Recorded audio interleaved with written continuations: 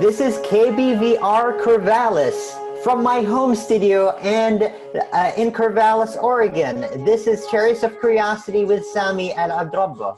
This episode was recorded on April 27th and it will air on KBVR 88.7 FM on Tuesday, April 28th, 2020 at 5 p.m. Pacific Time.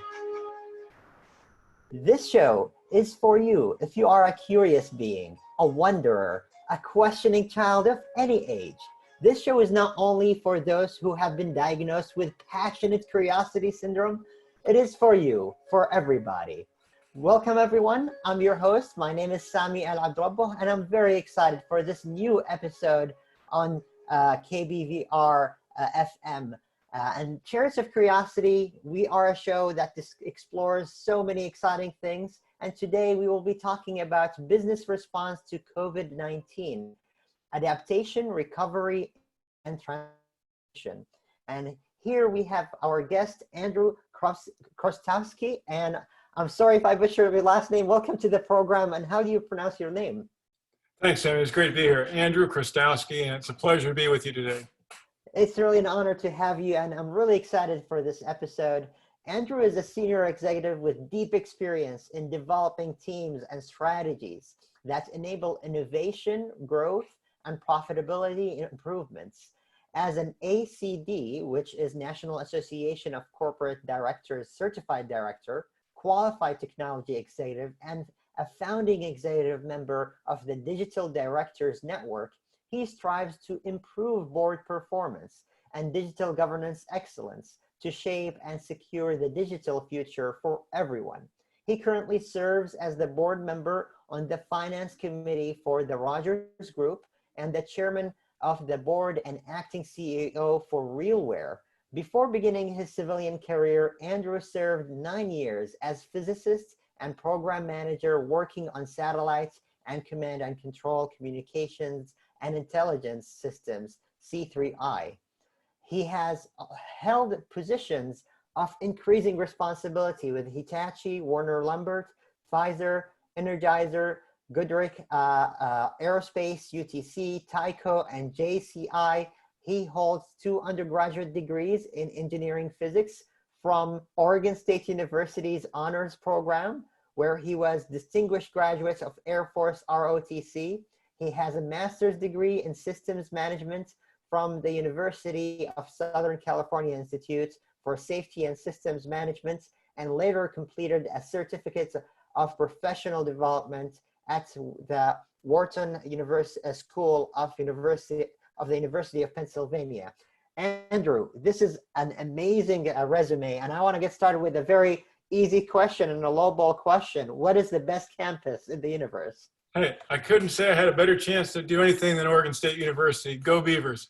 Go Beavs. Well, it's really great to have you here, and you have so much of experience. One of the things I would love to learn from you is really, in my capacity as a board chair of Corvallis School Board, we are going through distance learning for all. It's an unprecedented experience for our educators, where we're using technology in a way that hasn't been used before, to an extent that hasn't been used before. But also your experience will give us a great exposure into how businesses are going to respond, adapt, recover, and maybe transform themselves during the COVID-19 and even beyond. So tell us a little bit about yourself. How are you navigating COVID-19, and what new opportunities and challenges that you're navigating through? Well, I think I'd like to break it down into a couple of sections. I think first there's the COVID-19 grand challenges that we as a world, as a nation are facing, and then sort of what all companies are really facing in terms of the crisis. So what I term the grand challenges really have been business trying to adapt to the demand and the spike in manufacturing of medical supplies, PPE, ventilators, hand sanitizers. We see it on the news every night. You know, the ability to actually manage through that process is critical. Mm-hmm. Secondly is maintaining our critical infrastructure with all the social distancing, just the explosion that's gone on in network activity, not just in streaming Netflix and Hulu and Disney Plus, but all the work like we're doing today on Zoom, Microsoft Teams, Cisco WebEx, just tremendous increase in the amount of connectivity going on. Mm-hmm. Third is this increase in healthcare capacity, the testing, the telemedicine, COVID-19 screening. All of that is just driving systems to breaking points. Certainly we saw that in Italy. And the fourth really then is accelerating the availability of treatments and cures. How can we advance research more quickly? So those I characterize as sort of the grand challenges to business and the world. But not all of us are in those areas. I'm proud to say that RealWear is making a contribution in nearly all of them. Mm-hmm. But all of us as individual business leaders face three key problems. Mm-hmm. Continuity of operations, right? How do we keep things running and stay in the game during this process? Mm-hmm. Second thing that's really important is connectivity, but not just connectivity with personnel and people, the ability to stay in communication, but it's also with our facilities, with production, Mm-hmm. with our customers and our suppliers. There's a lot of disruption happening there. And finally, I think the most important, because I always focus on people as a leader, it's about culture. It's the maintenance and sustainability of a healthy culture and those cultural norms we've established during this stay-at-home, work-from-home environment. So I think those are the three ones that probably lead to a lot of discussion today for us and your listeners. Yeah, let's get started with continuity of operations. One thing I learned from emergency management, the field of emergency management, they say you need to be prepared to lose 70% of your people and 70% of your budget and 70% of your infrastructure. Go. What are you going to do to maintain what you do, or maybe transform what you do to the bare necessary? How would that be possible in a situation where people can't go to their physical location, their physical place of work? Well, I think we've seen somewhat of that already happening here because of the investments we've made as consumers with FaceTime and video connection stuff. We've kind of got used to that level of interpersonal connectivity with Facebook, with Zoom and other ways of communicating. So I think that in some ways that consumer experience bled over into the operational business side here very quickly. But your real question goes back to, have businesses really thought through a continuity plan? And we could, if we had more time for your listeners, I'd talk about my first day at Hitachi, which was the day of the Northridge earthquake, when I showed up at the office and my entire factory had been decimated by the earthquakes. Almost a 7.0 earthquake, was 6.72, I think, on the Richter scale. Wow. Tremendous damage to the facility, and having to start over. So literally, there's that kind of thing where people don't think about it. They haven't prepared. And I remember in that particular case, I asked my first day boss if there was a business continuity plan. He said no. And you make it up from there as you go. And I think a lot of businesses today, whether they're restaurants, whether they were educational facilities, university schools, made it up as they went this time. What will be different going forward, I believe, is that this idea of ESG and T, risk and opportunity management for boards, are going to focus more on these kinds of disruptions, because it's unfortunately, there will be more of this in our future, and I think the lesson will have been learned this time. It's so hard to keep these in present when you have the opportunities to invest in other things. Yeah. That especially politicians tend to miss the boat there. It's true. It's true. So could you spell out what is ESG and T? Yeah. So this is in governance terms. We talk about the environmental, social, governance, and technology. So think about businesses talking about environmental compliance. Think about diversity and thought of boards, of companies.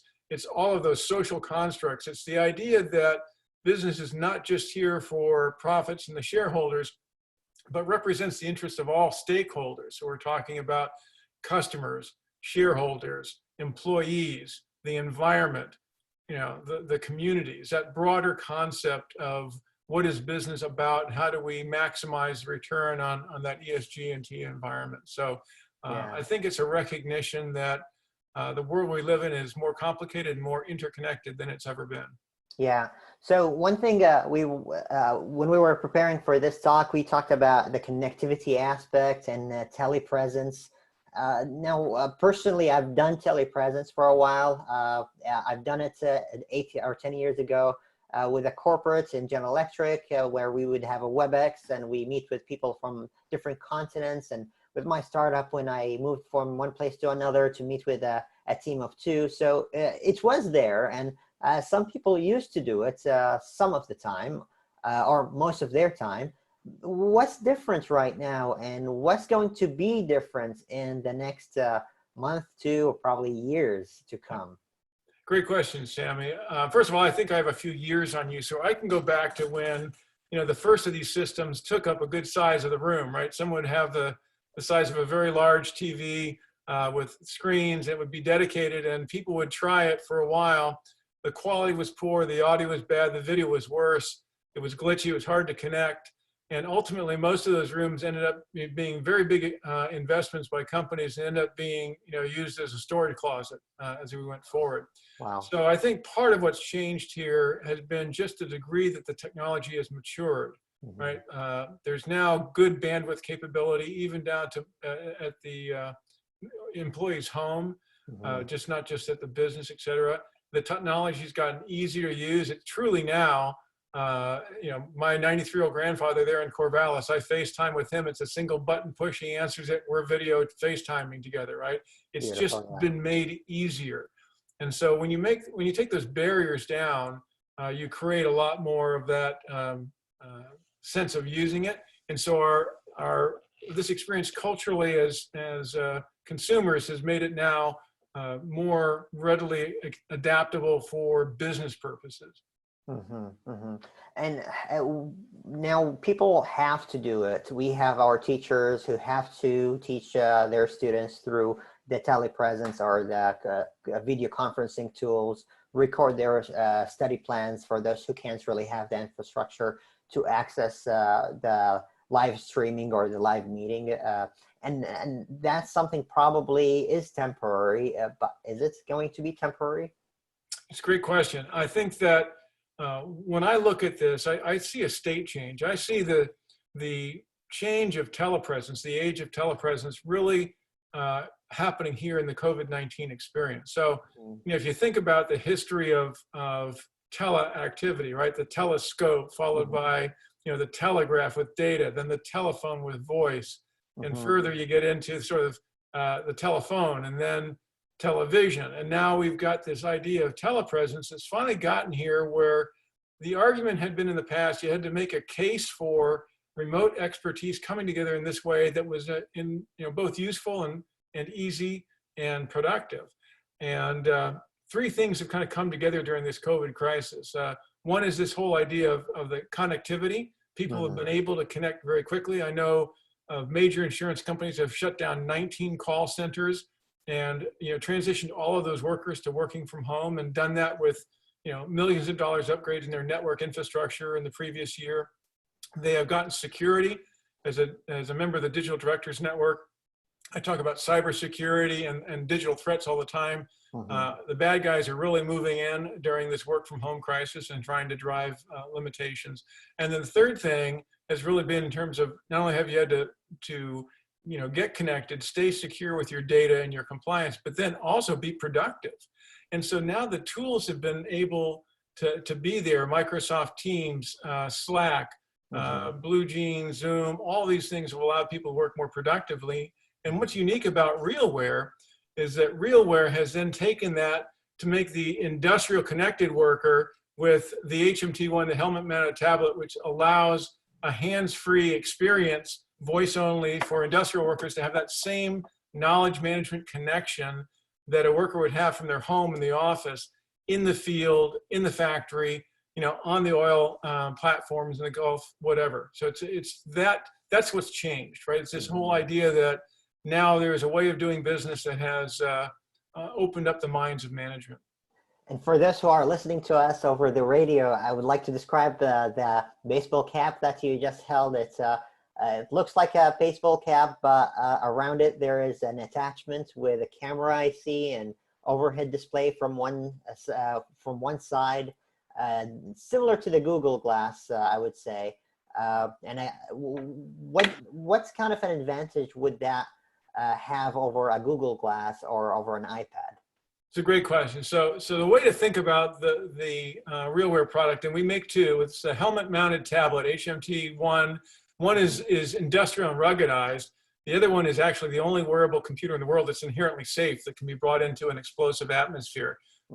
It's ATEX Zone 1, Div 1, Class 1 certified.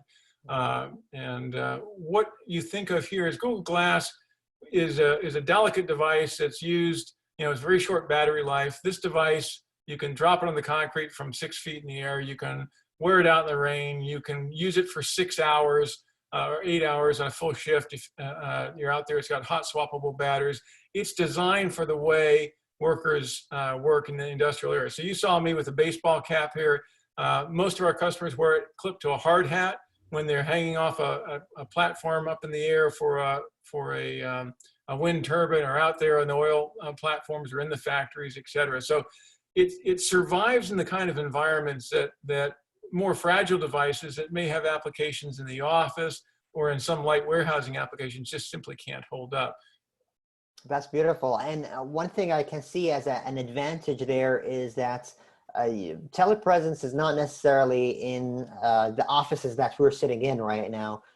This could extend to the situation where I could be a worker in the factory and I want to ask someone how to turn on the valve or calibrate the sensor or whatever it is. And I could get these instructions from someone with great expertise.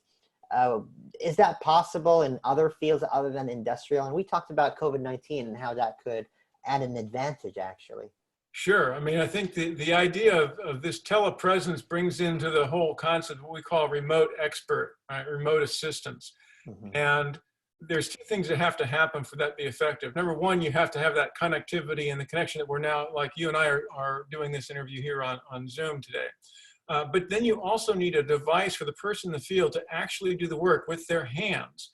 And that means the device has to be hands-free. It has to be safe, so it can't be blocking someone's vision, so they can be aware of the workplace environment and safety hazards.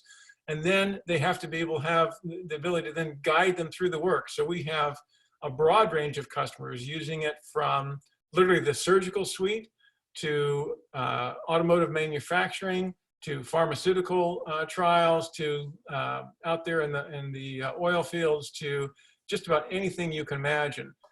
Think today, if you're a manufacturer, high volume manufacturing, you can't go into your customers' plants. But if a device is going down, if a production line is down, they can, using an HMT1, connect with an expert, talk to that supplier. They can see what they see, tell us straight like you would on a Monday Night Football game, indicate where the problems are, and fix the problem much faster than you could even with the expert getting there. So your return on investment isn't just that you're up and running much faster, but you've done it with no travel. You've done it with considerably less expenditure of resources. So there's all kinds of ways that this is now transforming the customer experience. In fact, some of our customers for RealWear are actually taking this customer experience as a concierge white glove experience, so that you're literally, when they sell their device to you, whatever that might be, they're bringing an HMT1 with it, which puts you in sort of that personal connection with their technical experts, so that you can be walked through and handle that, any kind of issues you have with assembly, startup, maintenance, et cetera. So it's truly transforming the way people are interacting with their customer service and support personnel. Yeah, and you talked earlier about the ability of a physician in the cold zone to be supporting multiple folks in the hot zone for COVID-19. Could you tell us a little bit about that advantage, and how would that increase the capacity for healthcare to respond to a pandemic just like the one that we're in? Sure, I'll take you back, I think, through those 4 grand challenges that go with COVID-19 when we started out. But if you think about item number 3, which was this idea of increasing healthcare capacity, this pandemic started in China. They certainly felt the brunt of it first. Early on in the pandemic, RealWear was providing units to doctors in China to be able to take a senior doctor in a safe zone, to be connected. He's watching on his tablet or his computer while a junior doctor or medical technician was in the hot zone with the patients wearing an HMT1, giving that doctor first-person visual and audio connection with the technician and the patient, and therefore leveraging that doctor's ability to touch more patients, keep him safe out of the potential transmission zone. So they were kind of leveraging their healthcare capacity. So we've done that. We've equipped it with the HMT1 with a thermal imaging camera, so that at airports or in areas where there were crowds, you could quickly scan for elevated body temperature of individuals as a mobile sensor, not just setting up a static camera somewhere, but literally as a person who can work and move with the crowds can instantly get feedback on who might have an elevated body temperature for further screening. And finally, we actually see this in terms of techniques in the surgical suite, where doctors are going in and doing first-person capture of their video techniques of their surgery to then curate that and teach doctors in emerging world countries new techniques. RealWear feels so strongly about this area of telemedicine that we really recently partnered with a company called Hippo, as in the Hippocratic Oath, that is being run by the ex-CEO of Ochsner Healthcare out of Louisiana. And so their purpose is to bring the HMT1 to specified medical applications across the country. So that's one of the aspects in terms of this, taking the medical capacity and expanding it. That's beautiful. Let's shift gears a little bit to the idea of connectivity. One thing I'm wondering about, we don't have access everywhere to the internet, and this pandemic exposed the disparities that we have. One thing I'm wondering if you feel comfortable about discussing, how are we going to deal with this connectivity issue, and what are the consequences? Are we going to have a co-working spaces and cubicles just like always come June or May or probably next year?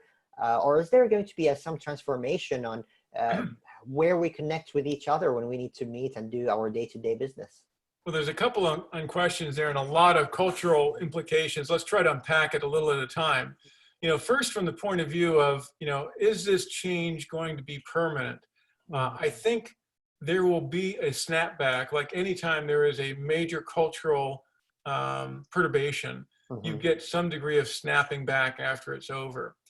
The real question is, if going back to my physics training at Oregon State, is how much hysteresis will be left in the system, right, when this thing snaps back. And I think that you're going to find that there's going to be quite a bit, because the personal experience will now have been so different for individuals at such a broad basis that will drive a different level of engagement than we've had in the past. So I think that's number one. The other thing you brought up was actually the accessibility of that connectivity. And this really goes into a social, cultural, political area, but also an economic opportunity for businesses as you look at this mega trend of urban to rural, right? And we've all been talking about the concentration of urban centers because it is bringing young people together. It's easy to create connectivity. It's got all these services, but yet in a time of a pandemic, it's also creating magnifying the negative aspects of that kind of packing of humanity. So suddenly technology is enabling, and people are seeing this technology enables, a move back into a more rural environment, back into a suburban kind of environment. And that allows for productivity, et cetera. So, what we had been talking about earlier is, would you really want to be, going long right now in office space when companies like WeChat have collapsed? You've got this, excess of spaces, and boards of directors and CEOs begin to ask themselves a question. Hey, I had 19 call centers staffed in February, and now it's June, and I haven't had a call center person in place, for 4 months. And by the way, I'm still working fine. So why do I want to go back to that real estate? So I think there's a cost element that's going to drive those conversations. There's going to be a productivity piece of it. And then there's this practicality of how do we maintain these other things? The trick will be, and this is the equity part of the question you brought forward, right? Is this connectivity, that the need to have a fat pipe, going to be ubiquitous? Will everybody have equal access to this information highway and the high-speed internet? And probably the answer is not evenly distributed. Nothing really is, right? The future is here now. It's just not evenly distributed. So how do we get around that? Well, some companies are going to be, looking at expanding their footprint, just like companies and cities have negotiated over, certain tax breaks, et cetera, to attract businesses physically to their location. I think you'll see discussions about, infrastructure being ramped up to provide better access to companies to their employees who live in those communities. And then, we're going to have a government discussion about how do we, make some of those capabilities more accessible to, disenfranchised folks. And I think one of the key technologies that will be in discussion here is 5G. Yeah. Because you talk about a wireless system that can be easily expanded and made available in rural environments, equally distributed to homes and other areas. So I think that those trends there there's a lot of opportunity to unpack as companies look to take advantage of what I think now is a major telepresence change. Absolutely. And actually, this is the first time you get me to really rethink the idea of the interstate highways back in the 40s, I believe, or 30s, 40s. That was a federal plan to really give access for everyone to go anywhere. And I'm kind of now thinking critically about the internet. So initially I thought we should have this interstate highway to every single home, but is it really, and every single workspace, is it really going to be a top down or bottom up? And you're bringing a very important discussion point here, which is probably companies have invested interest to invest in their own communities and their own neighborhoods to have that accessibility for their employees. What do you think about that? Where the fine balance is? So just because you're talking about Chariots of Curiosity, I'm going to fill in your interstate problem just a little bit. So the history behind that actually was done during the 50s with Eisenhower. Right. And the reason Eisenhower felt so strongly about an interstate system for the United States was, as a second lieutenant, one of his jobs in the Army was to move tanks and armored equipment across the United States. This is in the early 1900s. Okay. Wow. And he had all kinds of problems because certain vehicles wouldn't fit under bridges. He had to back up, find another way around, get across rivers, get across underneath overpasses, et cetera. It was a tremendously difficult challenge. And in his mind, he said, boy, if we ever had to, in a wartime situation, take resources from the East Coast to the West Coast or vice versa, we can't do it very readily. And so as president, that problem is one he solved. So that's where that all came from in terms of having a top-level executive, in this case, the President of the United States, having personal experience with a problem that he was now in a position to solve. And that kind of takes us back into the discussion we had earlier about Clayton Christensen and the innovator's dilemma, right? Where the CEO having passion about the subject is key to overcoming the innovator's dilemma. So we've gone a little bit away here from your question about accessing internet, but I think it's really two things. It's going to be governments deciding how much they can subsidize and bring those forces together. And there's going to be market forces that say, you know what, connecting people and resources together is what creates value. And so in that value equation, they're going to drive to make ubiquitous internet speed, high-speed internet available. And 5G is really the one that's right on the cusp of not needing the infrastructure of fiber or copper or cable at this point. So I think that's the one to watch relative to this big trend. Absolutely. Actually, you brought a really great topic, and I liked that you mentioned that. So while we were preparing for this discussion, we both mentioned that we have on our bookshelves The Innovator's Dilemma by Christensen Clayton. He passed away, I believe, earlier this year, and his scholarly work is just tremendous. It's influenced my understanding of management and technology and disruptive innovation. One of the things, and I really recommend it for anyone to read The Innovator's Dilemma and other scholarly work by Christensen Clayton. But one of the things he mentions here is it's not the disruptive technology. It's not having the best technology, the most expensive one. Sometimes actually it should be cheap and not so high quality to be disruptive. And at a certain point of time, people adapt it. And I'm seeing like Zoom and other things are probably the helmets that you're talking about. All of these are kind of a disruptive innovation, not technology. What's the factor that gets us to transform what we do during the pandemic and beyond the pandemic, that's probably was ready for us before. What makes the innovation? Yeah, so gets to one of my passions about innovating, for companies, and I've done that in small startup size and also in Fortune 500 kinds of companies. Mm-hmm. Let's first lay out 4 principles that Clayton Christensen put out in his book, right? And the first principle is that companies depend on customers and investors for resources. That's clearly where we start. And this is the heart of the dilemma, because those returns to those shareholders is what drives the decision-making about innovation. So you start where you are, but leadership is about seeing beyond the horizon to that new blue ocean strategy that puts the opportunity in place. And so often this is where we hang up, because it's the Kodak moment. Kodak invents the digital camera, but their film business is so profitable they can never see past where that is. And I actually have spoken to the guy who was head of strategy at the time this was happening at Kodak, and he finally quit in just disgust, because he could never get the management team and the board to see past film.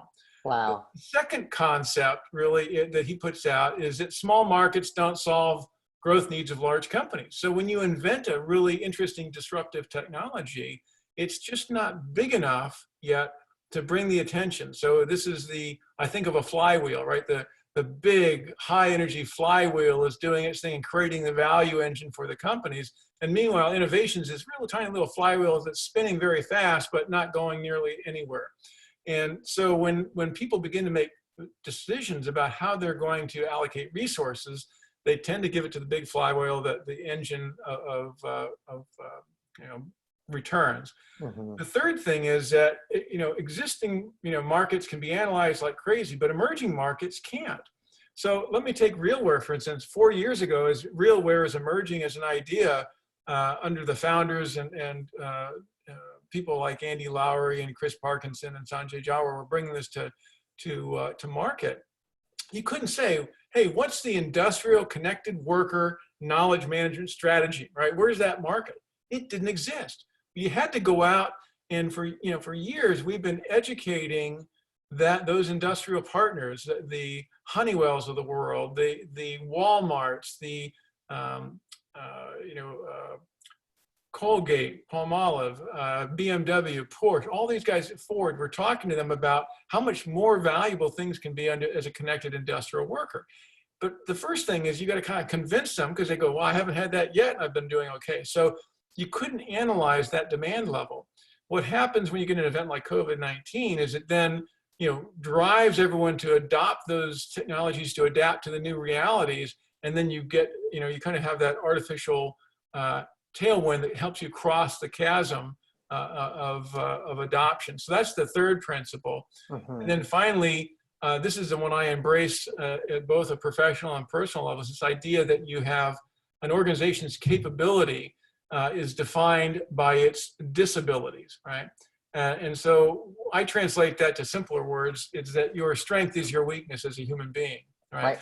And so as the things that make you strong and capable, whether as a leader, as an individual contributor, or as a company, ultimately become your weaknesses as you depend on them overly much, right? So a leadership flaw might be someone who's a really fast decision maker and really smartest person in the room, stands out early on in their career, but as they move forward, the ability for them to get the most out of their broad connection of reports begins to diminish, because the rest of the team goes, hey, he doesn't listen to me, or ideas aren't welcome, or I get shut down. And pretty soon that person's carrying a whole load, and he runs to a point in the level of the organization where he can't really advance the ball anymore. His strength became his weakness. And we see that, the PC story in IBM, right, is that story exactly, right? So their strength was big iron, big network solutions, right? And PC, they didn't see that as really very important, right? They let the whole DOS thing go to Bill Gates and a little company called Microsoft. And then you see it again with we already talked about the Kodak story, inventing digital photography, but having this great film business and saying, I'm not going to disrupt that. That's not going to be, we'll price the digital camera at, $7,000 and see how people like it, right? They just had no way of going there. So I think when you understand those four principles, you pretty much begin to see how a disruption, this kind of huge disruption caused by COVID, makes people re-examine their fundamental beliefs, and that opens the door for innovation in a way that probably wouldn't happen at the same pace under other circumstances. Yeah, absolutely. I remember we were having an oral history interview with archives at the library at OSU, and the interviewer asked me a question. That was like 2 years ago. He asked me a question, where do you see the university or the campus in 100 years? And I told him, I don't know how it would look like, but I can assure you there will be more servers, computer servers, than students. And little did I know, probably that's true right now, as we have the distance learning for all. And the idea I was hoping, and probably we are getting there, where someone who's doing his agricultural work on his farm or her farm in Eastern Oregon or across the globe in Thailand, they could learn about the horticulture courses while they're doing the work. And probably that is more viable right now because of the necessity of the technology. And I'm wondering, how can we, if you would give someone who's trying to figure out things and they think that they're losing their job right now, or they're losing their business, what kind of advice would you tell them to really look beyond the challenges of COVID-19 at the moment and see where's the potential for the future? Wow, that's a difficult challenge to do, because when really, if you're looking at being disrupted from your job and trying to find a way forward, that's difficult time to say, sit down and take some advice. So I don't know how I'd advise them. I think you'd have to know their exact personal circumstance and connect with them as to what their interests and what their capabilities are and their unique circumstances. But I think we can all learn from the fact that it was once said by Samuel Clemens that never let school interfere with your education. And I think what we're seeing now is a complete shift, right? As we've gone from this one teacher to X number of students model, right? To saying, how do we scale education? Well, you find out that now that we've got, people and students working in Google Classroom across the country. I happen to know in Portland alone, not only are they using that, but they're actually deploying school buses as mobile hotspots to help in some of those network compromised areas to give students access to those classrooms, right? Yeah. So you begin to say, wait a second, if I can I'm no longer limited to the 32 students I can fit in my classroom anymore. I now can put one teacher with 100 students, because some of the physical orientation of that student's world is being contained by their parents or a smaller work set or whatever. So definitely higher education, lower education are going to be challenged and transformed by this telepresence, telelearning, right? You'll hear me go back to this idea of telelearning, telepresence, telemedicine. It's all the same way of trying to create scalability in scarce resources. Then you think about what begins to happen in terms of the industrial side of things, right? When you can't go to your customer's plant and you've got a service problem. Well, today, you can, with an HMT1, you can give that to your customer. They can go out on the floor wearing that device and being directly connected with your expert service technician, solve your problem in maybe 20 minutes or a half an hour and be back up and running, compared to maybe a 24-hour period to actually get somebody on a plane, physically fly out there, get in the factory if you'll let them in there in the first place after a health screening, and then get things going. So that's another piece of it. And I think the third element that I see really different now is what I call the YouTube generation. My daughter is old enough now that when she has to learn how to do something on her car or to do something on her computer, if she doesn't just ask me straight up, the first thing she goes to is YouTube and watches a video. Right? Unlike me, the age where you grab the manual when you got your HP 34C and you opened it up and you read the manual cover to cover, right? You indexed it and you knew where things were.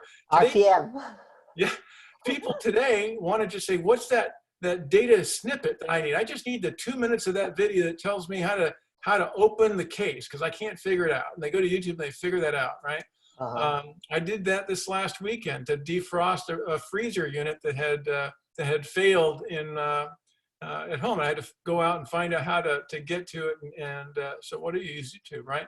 Well, if you've got that kind of video access, again, with an HMT1, you can access that video immediately when you're in the workspace, see what you need to do, then do the work. And conversely, you can use that device's built-in camera capability to create those videos from a first person's perspective, curate them, and create that knowledge base to create the connected, worker knowledge transfer that you want to have to be for productivity. So I think those elements are all coming together today to say that the technology to deliver the material, the technology to be ready for it, and the network capability have all come together with a cultural acceptance of this telepresence that are enabling all kinds of new opportunities for people. So I would simply ask people in that situation to sit back, look at how they can create value in their business, in their for customers, and fulfill a need, and they get there. We see restaurants doing that with the the delivery and the low touch, no touch food process. The other thing that you kind of, I think, could begin to ask yourself is, where could this go in the future? And one of the things I've been musing about is what do you do about the baby boom coming in 9 months, right? So as you think ahead of this COVID-19 from early March through whenever we're done, I challenge everyone to check the demographics in about 9 months, and let's see what's happening to the population boom, and is there an opportunity there? And so for those of us who look at those things, consider how that might be an opportunity. There's all kinds of opportunities being created by the challenges that we're facing. So whenever you can remove friction from a process, you create value. And I would just ask people to look for the friction and ask how they can remove it and create value for someone. And that for them is employment and the opportunity for an income. Absolutely. Well, one last question I have for you, Andrew, and thank you so much for your time. It's been really enjoyable conversation, and I really enjoyed the discussion points and the intellectual conversation we're having. What would you tell a board member for a company or a governing board on a school board or nonprofits? What should they be most thinking of right now, or concerned about, or focusing on? I think there's 4 things, and we've touched on them already a number of times. But I'll go back as boards, as they look at, first of all, disruption and risk. It certainly needs to be managed, but it also creates opportunity. And too often, these enterprise risk management processes all talk about, what do you do if this bad thing happens, and how do you kind of sustain operations and recover and eventually go forward? Gartner study, calls it sustain your operations, recover your operations, and then go on and thrive. But that misses the bigger part of the thinking for forward-looking companies, boards and CEOs and management who's looking beyond the horizon. Really should be asking yourselves the question, what kind of opportunities does this disruption create for our company if we react in a certain way? So beyond just thinking about, hey, can I survive this thing? Can I recover? Can I continue? I say you start thinking about all the opportunities presented in that, and ask yourself, do I have a resilient culture? Are people's, our employees, do we have the ability to then maintain that focus in a crisis to be able to then actually leverage something going forward? So for boards, it's, for me, it's all going to be asking the question of connectivity, security, productivity in this period of time, and then add to that, how do you handle the culture piece? How do you maintain and sustain, cultural norms in this work from home behavior, and in a future that may be less connected than it is today on a personal basis? Yeah, well, thank you very much, Andrew. That was wonderful. So that was Andrew Chrostowski. I really appreciate you having being on the show and providing so much great information and perspectives. Sammy, thanks for the invitation, and thanks to all your listeners. And if they have more questions about what they can do with RealWear, please go to realwear.com and take a look at all the case studies, white papers, etc. There's probably an application for you there if you're interested. Wonderful. Thank you so much. I appreciate it. That was our show, and we'll be talking with you soon on Chariots of Curiosity on KBVR Corvallis. Have a wonderful day.